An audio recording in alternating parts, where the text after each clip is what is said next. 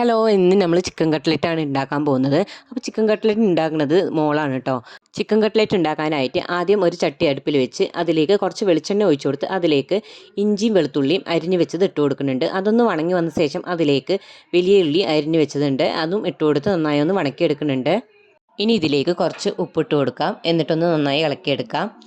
ഉപ്പിട്ട് ഇളക്കിയെടുത്ത ശേഷം അതിലേക്ക് പച്ചമുളക് അരിഞ്ഞു വെച്ചത് അത് ഇട്ട് കൊടുക്കാം, അതൊന്നിട്ട് ഇളക്കിയെടുക്കാം.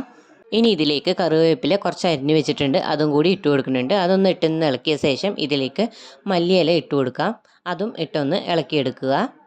ഇനി ഇതിലേക്ക് അര സ്പൂൺ മുളക് പൊടി ഇട്ട് കൊടുക്കുന്നുണ്ട്, 1/4 സ്പൂൺ മഞ്ഞൾപ്പൊടി, കുറച്ച് ഗരം മസാല പൊടി ഇട്ട് കൊടുക്കുന്നുണ്ട്, അര ടീസ്പൂൺ കുരുമുളക് പൊടി. അപ്പോൾ ഇതെല്ലാം ഇട്ടിട്ട് ഒന്ന് നന്നായി ഒന്ന് ഇളക്കിയെടുക്കുക. ഇത് വണക്കിയ ശേഷം ഇതിലേക്ക് ഇടാനായിട്ട് ഉരുളക്കിഴങ്ങ് ഇവിടെ വേവിച്ച് ഉടച്ചെടുത്തിട്ടുണ്ട്, അതുപോലെ തന്നെ ചിക്കനും വേവിച്ച് ഉടച്ചെടുത്തതാണ്. വേവിച്ച് വെച്ച ഉരുളക്കിഴങ്ങ് ഇനി ഇതിലേക്ക് ഇട്ട് കൊടുക്കുന്നുണ്ട്, അതൊന്ന് ഇട്ടൊന്ന് നന്നായി ഒന്ന് ഇളക്കി കൊടുക്കുക. ഇതൊന്ന് നന്നായി ഇളക്കിയെടുത്ത ശേഷം ഇതിലേക്ക് നമ്മൾ വേവിച്ച് വെച്ചിട്ടുള്ള ചിക്കൻ അതൊന്ന് ഇട്ട് കൊടുക്കുന്നുണ്ട്. ഇതും ഒന്ന് നന്നായി ഒന്ന് മിക്സ് ചെയ്തെടുക്കണം.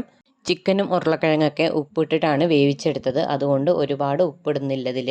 അങ്ങനെ ഇതെല്ലാം നന്നായി ഒന്ന് മിക്സ് ചെയ്തെടുത്തിട്ടുണ്ട്. ഇനി ഇതൊന്ന് നമുക്ക് ചൂടാറാനായിട്ട് മാറ്റി വയ്ക്കാം. ഇനി ഇതൊന്ന് മുക്കി പൊരിക്കാനായിട്ട് മുട്ട ഇവിടെ ബീറ്റ് ചെയ്തെടുത്തിട്ടുണ്ട്, അതുപോലെ തന്നെ റസ്ക്കും പൊടിച്ചെടുത്തിട്ടുണ്ട്.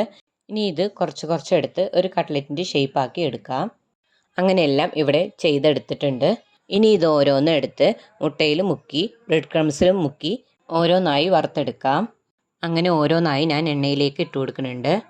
ഇരുമ്പ് ചട്ടി ആയതുകൊണ്ട് തന്നെ പെട്ടെന്ന് തന്നെ മറിച്ചിടണം, അല്ലെങ്കിൽ ഒക്കെ കരിഞ്ഞു പോകും. അങ്ങനെ ഓരോന്നായി എല്ലാം ഇവിടെ വറുത്തെടുത്തിട്ടുണ്ട്. അപ്പോൾ ഈ വീഡിയോ എല്ലാവർക്കും ഇഷ്ടമായെന്ന് വിചാരിക്കുന്നു. ഇനി നമുക്ക് വീണ്ടും അടുത്ത വീഡിയോയിൽ കാണാം.